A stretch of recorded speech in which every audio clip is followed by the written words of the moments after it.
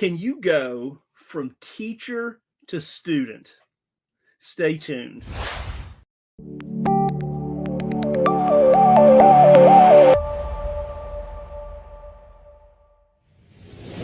Welcome to this week's edition of NoteSchool TV, where every week, at 11:05 Central Time, we bring you the most amazing content and the most amazing guests. And today is no different. I know I say that every week, but it's true. We have amazing guests. So we'll bring her on in just a minute. Before we do, why don't you go ahead and hit that like button and like the episode today. Also, make sure, if you have not already done so, to hit that bell notification. And if you have not subscribed to the NoteSchool TV site, then go ahead and do that so that, you can go back and watch. Well, we're coming up on our 3rd anniversary, which would be our 156th episode. So we have a pretty long library of shows for the last 3 years. And we'll have a little celebration on our first episode in October to kind of mark that occasion, right? Also, make sure and send in your comments. We love to hear from you. Eddie and I, we look at those every week. Yes, we really do. We look at your comments and your questions, and we love to hear from you. And if you would like to know more about what NoteSchool does, just simply go to noteschool.com/TV. Again, noteschool.com/TV. And we'd be happy to have a conversation with you. So more on that at the end of the show. So we'll go ahead and go to the news as we do every week at this time.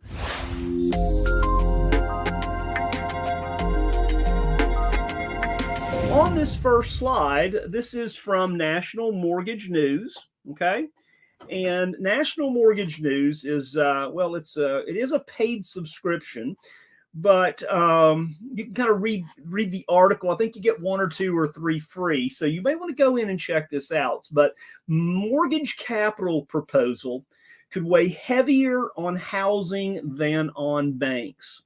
So this is a quote from the news article here, and this is from Andy Dwayne, who is a lawyer with the mortgage firm Polonsky and Bytel and Green. And he says, with potential borrowers already facing record high interest rates, yes, we're at 7.19, 7 points up to 7.5. On the best borrowers. I'm talking about the borrowers that have 20% as a down payment.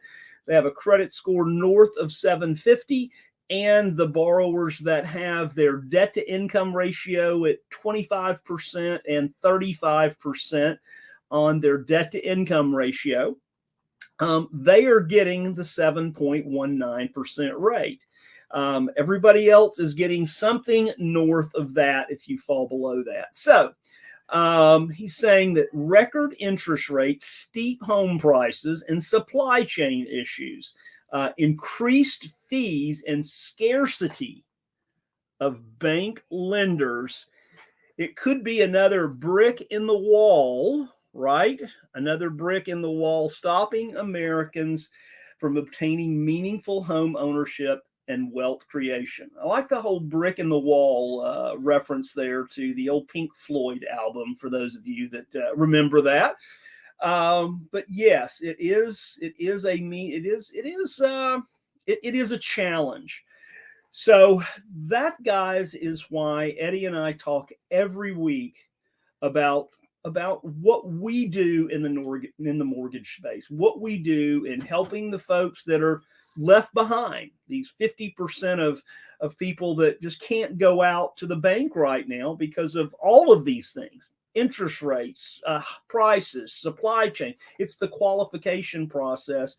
And we know that with using creative financing, we can certainly help homeowners acquire that dream, right? And so finally on the news today, I just wanted to talk a little bit. I named this the lending universe. So when we look at what's controlled by banks today, jumbo loans, this is the loans that are $726,200 or more, are still controlled by banks, but they are mostly controlled by the smaller regional banks. And these would be banks that have assets of 100 million or more. I'm sorry, yes, 100 million or more in assets. So they are controlled there, and there are, well, those numbers are starting to shrink as far as the number of those smaller banks, smaller regionals. But the majority of residential lending is done by non-banks, and non-banks are going to be Rocket Mortgage. We've all heard of Rocket. Rocket used to be Quicken. United Mortgage, United Wholesale Mortgage, and the Guild as smaller lenders. These are non-banks. These are not depository institutions. They have lines of credit. They originate. They sell these then to work with Wall Street investment banks, and these loans are then sold as mortgage-backed securities, MBS, to investors nationwide. And they are accounting at this point for about 72.1% of single-family lending out there. First mortgages, single-family, 1 to 4 units. So yeah, it's an interesting dynamic in what we're doing and what's happening in the banking world today, and it is constricting and not expanding. And we'll see. We'll have in 2 weeks, we'll have our monthly update and collecting a lot of great information and articles for that. So what I would like to do is bring on our guest for today. And she is amazing. I'm part of her fan club. Let's bring on Miss Brenda Price, and Brenda is from Seymour, Tennessee, right there in Knoxville, really, right? That's right. Hi, Joe. Thanks for having me today. Well, we are so happy to have you, and yeah, I think that the teaser there. Can you go from teacher to student? Well, that applies to you, right? So tell us a little bit about that, Brenda. Tell us a little bit about yourself and your background. So I began teaching school in 1999. I taught 4th and 5th graders for 22 years, and I retired early. Yeah. I started studying with NoteSchool, became the student with NoteSchool, and soaked it up, studied every day, and took action on what Eddie would teach, and I retired myself early. And I think we were talking before, that was May 18th of 2020. That's right. I started studying with Eddie in NoteSchool May 18th, 2020. And that was right when we were starting to hit the doldrums, right, of COVID. Everything kind of started shutting down in March and April and May, and everybody had a lot of time on their hands at that point, right? Great. I took advantage of that time. Very good. So, so tell us a little bit about your journey, right? What were you doing in real estate before you got into the note space and joined NoteSchool? Okay, so to begin with, I absorbed all the free content that I could find just on YouTube. Yep. I hadn't bought a single rental property or even considered it, but one day I woke up and decided that was what I was going to do. So I consumed anything I could find for free, and I started buying houses, and I bought 3 or 4 houses. I had a mentor. Her name was Whitney Nicely out of Knoxville, and she did a great job coaching me. She has a RIA there in Knoxville, right? Yeah, she did a great job on coaching me on getting started. So I believe in paying for education and your coaching, and so I hired her to help me, and she certainly did. So I bought 4 or 5 houses, and I quickly learned what a grind it was. I was doing the BRRRR strategy, and so you would buy them and renovate them and then rent and refinance. And then you got to add one more R, because then you have to repeat the whole process again. And you have to repeat the whole process, and then you have to deal with the tenants and the paperwork. That was very overwhelming to me to begin with. Just all the things you don't know that you don't know when you get started. And I decided I wanted to find a better way. You do something that's great, you've learned, but always looking for the next best thing to do. And I began looking for coaching with people that had been in real estate for decades. I wanted coaches that have seen the market shifts and can coach me along the way when our next one arrives. We are. And so I found Eddie, and I think Whitney Nicely at the RIA introduced me to NoteSchool and the 3-day class, and I was hooked on the idea of being the lien holder and not the landlord. That's some great language. That sounds like something Eddie would say, right? And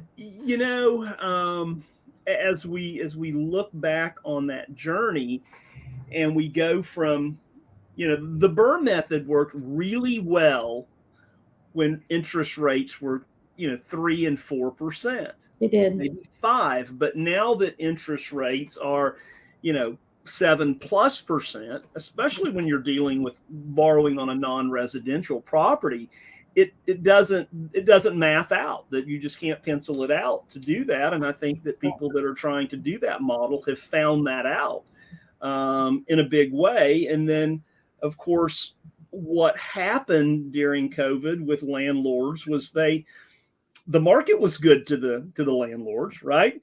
But the tenants kind of beat them to death because of the whole couldn't pay their loan, their rent payments and so on. So did you kind of suffer some of that as you got into that process? I've certainly suffered through some things. That may be another podcast to go into detail about each one of those little scenarios. But I made it through, and actually I was lucky during the COVID time. My tenants always paid. So I was very grateful for that. Very good. But I had done some lease options, and I had tenants that decided not to exercise their option and for whatever reason. And then I would get houses back. So then I learned what that looks like when you get a house back, and it's not how you gave it to them. Yeah. They don't always give it back to you the way that you gave it to them. Right. With a $20,000-$30,000 rehab bill, that's a powerful lesson as a landlord. And I'm not a fan of that. As you said, it is the grind, and I took that that tact with our family. We've got my dad and I had a bunch of rentals, and we ended up. It took me 2.5 years to sell 80 rentals. This was back in 13 or so, and finance out of those, mortgage out of those, and become the lien holder and not the landlord there. And it's made a huge difference. And I did pretty well during the COVID as well. So yeah, so before joining NoteSchool, other than working with Whitney, you had just kind of dipped your toe into it, and you didn't dip your toe into it, you just jumped right in. I did what she told me to do. My philosophy is, hey, if I'm paying for this, I'm going to do what you're telling me to do to the best of my ability. So I did what she said. She was spot on. And I ended up, I forget, 4 or 5 to start. And then when I started NoteSchool, Eddie was teaching heavily at the time, buying from tired landlords. Right. I was fortunate enough to know some tired landlords. And then some of them I found just through marketing. And I would just have conversations with them and talk offs like Eddie would teach. And it worked. It worked. They would sell me their houses. And it's been they've been good to me. It's a grind and it's a job, but I'm very grateful. It's changed my life. I often say that with the note space, being the bank, right? You do the work one time, and then you get paid for a long time. When you are the landlord, you do the work over and over every month, right? I mean, you live with that thing, and it does have become a grind on you. Yeah. So what really, when you came to NoteSchool, what were you really looking for? Were you looking for, just kind of expand on what you were thinking. Well, I was looking for coaches that had, like I said, decades worth of experience that could walk me through or prepare me for any corrections that were coming, because they've already experienced corrections in the market, and I had not. I was so new, but I know that happens and it's coming. Mm-hmm. And then also I was looking for somebody to teach me a better way than the way I was doing it. And Right. like I said, I think being the lien holder was the thing to do. And then some of my rentals that I still have right now are vacation rentals. And you want to talk about doing the work, that's doing the work every day, not once a month. It's constantly. And I'm not noting those particular properties out because they're in a commercial area that I would like to hold on to long term for hopefully commercial gain down the road. You know, if Chick-fil-A calls me and they want to buy me out, I'll sell. All in. And I'm going to do the short-term vacation rental business on those. I have 5 of those. It's exhausting. But the ones that I've bought that are on the outskirts of the commercial area, I'm noting them out. I'm getting ready to do my first one. Right. I want to note it back out. So I'm just now moving into the space of noting out properties, and I'm leaning heavily on NoteSchool for the process. What does this look like? How do I do this? And I'm excited for that next chapter. Yeah. So yeah, to kind of explain to our audience really what we're talking about here is really you had the rentals and then you decided, well, I'm converting those over, the ones that I want to do for, I don't want to have as long-term rentals. I'm going to sell those and I'm going to be the bank on those and create cash flow there. That's right. And, you know, the area you live in, the Sevierville, Pigeon Forge, Gatlinburg area. I mean, that's huge. I mean, those and those short-term rentals that you've got there. I mean, when you and I talk, they're doing really well. They are. The short-term rentals here do very well, but it is a lot of work. Yeah. And I'm excited to note out these properties that I do have so that I can help families that are very well qualified to buy a house, but they're not checking the boxes with the bank. Right. So I'm also a mortgage loan originator, and I see these scenarios where you have people that are certainly qualified to buy a house, but there's just certain things they just don't check all the right boxes and they can't get that mortgage. So I'm excited to do that and help families that are just right on the cusp of getting that mortgage, and they're certainly qualified, but they just can't do that. So I'm happy to help them do that. Yeah, and what you're doing, Brenda, is you're just expanding the depth of your knowledge in your business to be able to go out there and you know, if they can go to the bank and they can get the best rate, and God bless them, right? That's where they need to go. But we know there's a huge gap in there that's not, and it feels really good to be able to help a family get into something and achieve that, you know, the American dream at this point, and that works really well. So, you know, one of the things that Brenda and I have talked about over the past week or so is you've got a piece of commercial property that you own, and you did something a little different with that.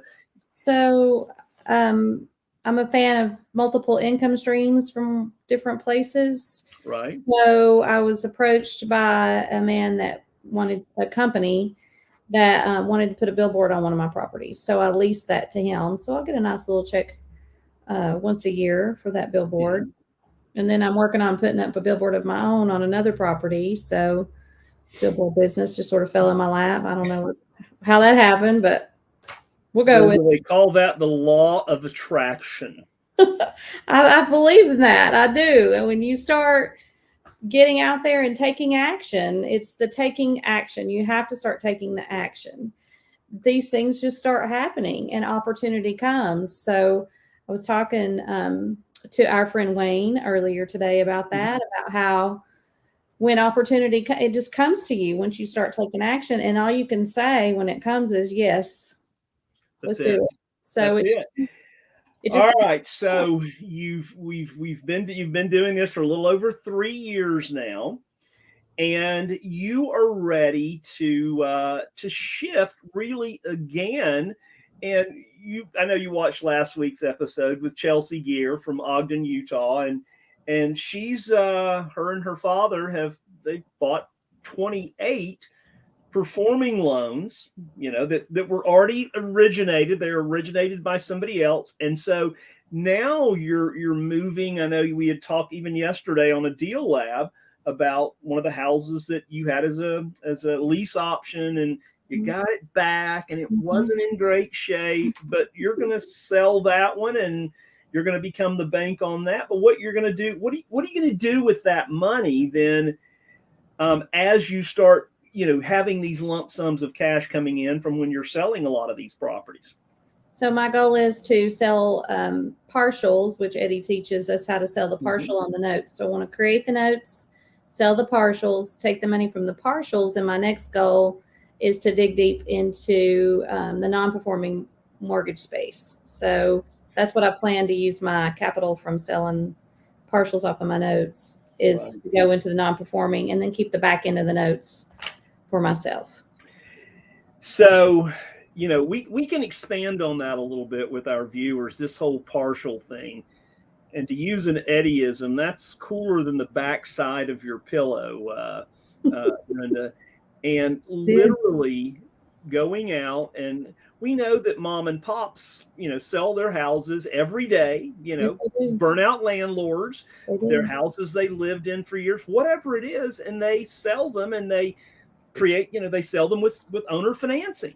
They do. And they receive payments on them for 2 or 3 or 4 or 5 years, and then they have a need for some cash occasionally. And we can go out and we can buy those.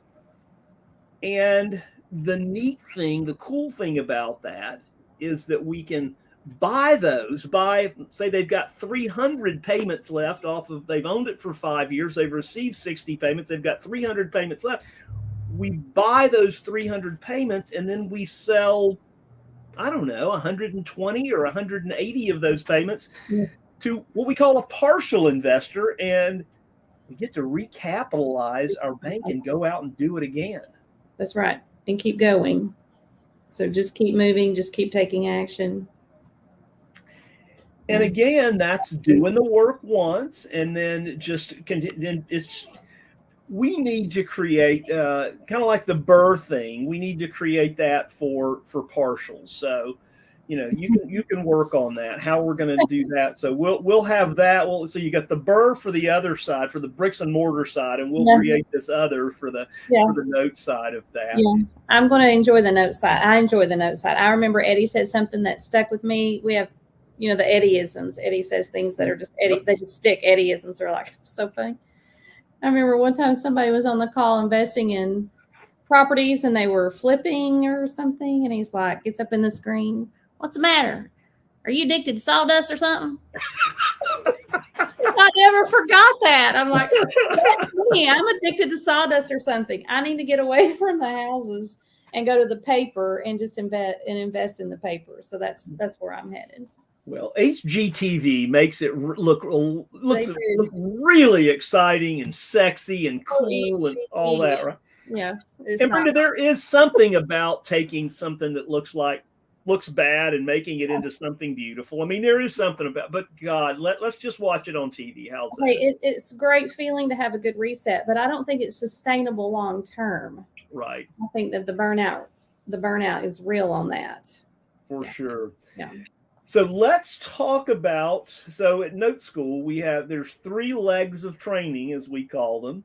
And by the way, Brenda is becoming the teacher again. She is working with our liaison team, which works with folks that come on through our NoteSchool membership, get them, inundated into this Library of Congress of training that we have. And so you're doing all that. And so those 3 legs of training would be performing loans, would be creative financing, and third is non-performing. So what are you thinking about non-performing? Because a lot of people would go, wow, Brenda, why would you invest in a loan that's not paying? The borrowers aren't paying, maybe for several years. Yeah, it sounds counterintuitive, doesn't it? I'm going to invest in some bad debt. Yeah. But instead of flipping houses, or maybe even in addition to, I never know what I'm going to come up with, but you create, it's not as passive. It's an active activity, right. But you create windfalls of windfalls that you can invest into other things. So instead of wholesaling property, which I've done before, Mhm. which is a grind, or instead of flipping, which I've done before, which is a grind, I Yeah. think buying those non-performing notes and walking through the process of a foreclosure or creating a reperforming note, I think I would rather do that. So I'm going to try my hand at that next. And then as long as the asset is good, you can't lose. You know, if you've invested in property before and you understand what it means to be a real estate investor, it's not so scary to get a house back. Get a house back, I know what to do with it. So that would be all right too. You know, So you becomes can buy a performing loan and it can become non-performing, right? it can, and it's a big cycle and circle. So if you learn all the different facets of it, none of it is really intimidating. If you've owned the property, if you've walked something through foreclosure, if you've owned the performing, you just kind of sit back and just go with the flow and not be scared of any of it, and just dig in and make it happen every day. Just get up every day and work on it every single day. That's right. And so when a note becomes non-performing, right, there are three things that can happen: modify it, or a deed in lieu, which means, you know, the seller just kind of, the borrower just says, I'm throwing my hands up, you can have the house back. Either way, if you modify it, and a lot of times people just fall through the cracks and nobody's there really to help them and to walk through in a meaningful way. And so we can help folks that way, Brenda. Yes, we can. And for it to become reperforming, I think that would be a great feeling, you know, just like creating an owner finance situation for a well-deserving family. You could take a well-deserving family that's fallen on hard times and educate them. It is education. Mm-hmm. Educate them on how to become reperforming and walk them through that steps. And then you have a reperforming mortgage note, in which that case you could season it for a little while and then sell a partial. Yeah, and then sometimes, I mean, I've owned houses before that I just would you kind of get stuck in them and you wonder how you're going to get rid of them. And if the lender would have said, just give it back to me and I'll let you out, that can be a great thing as well, right? Yeah, I mean, if deed in lieu, that just means they hand over the deed and they're free, so they don't have to go through bankruptcy or have that on their credit, which would be detrimental to them in the long run. So they understand, you know, it's better just to hand over the deed and walk away.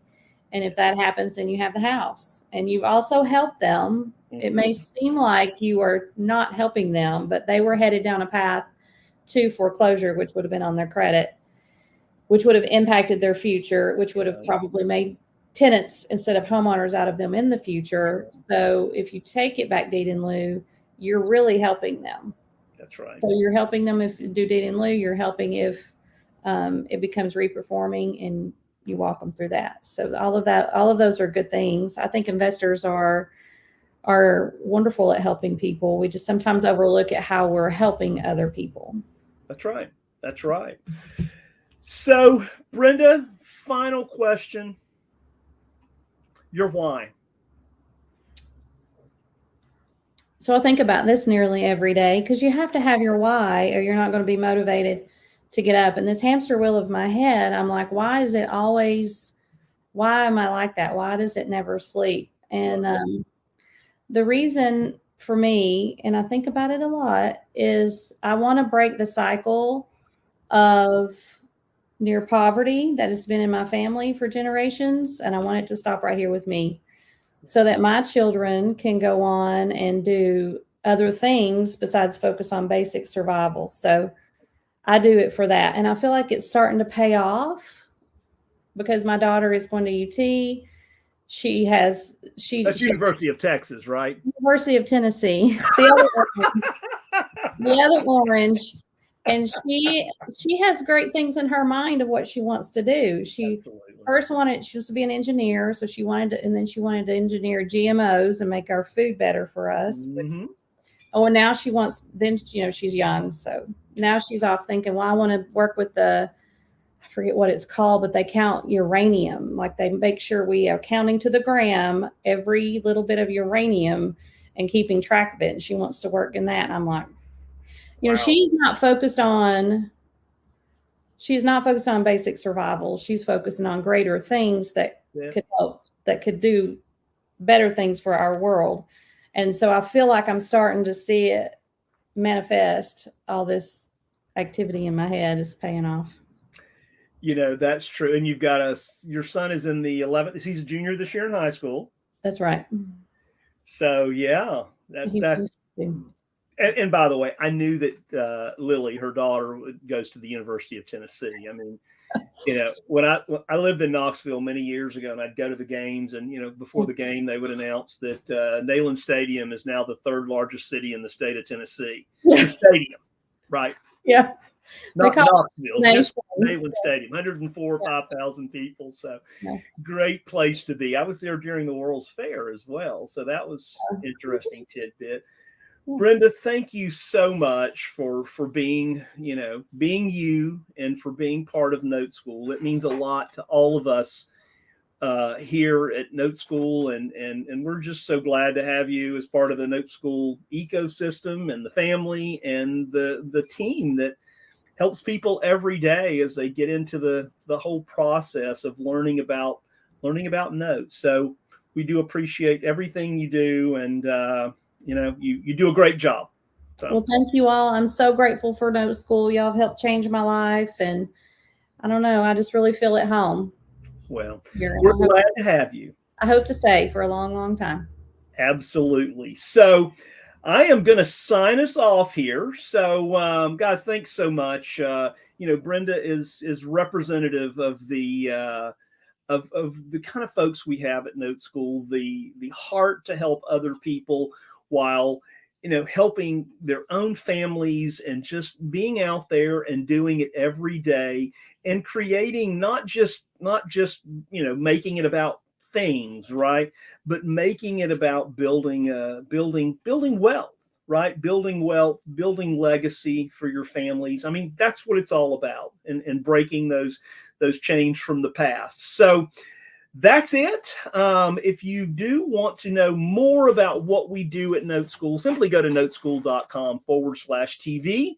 And we'd love to have you at one of our 2-hour master classes. That is done by Mr. W. Eddie Speed, who is taking a kind of a last little vacation with the grandkids and so on. I think they're on their way to Hot Springs, Arkansas right now, and then they're going to head down to Jackson, Mississippi, where Eddie grew up. So they're doing that. But so our master classes, we do them a couple times a month, and they last 2 hours. So Eddie and Max Keller, who is our chief market officer, do those 2-hour master classes. And Eddie will allow you to attend that 2-hour master class for free. Yes, for free. So we'd love to have you as part of that. Noteschool.com/TV. Just type in in the subject line, would love to attend a master class, or just if you have basic questions or deeper questions, we'd love to have a conversation with you. That's it.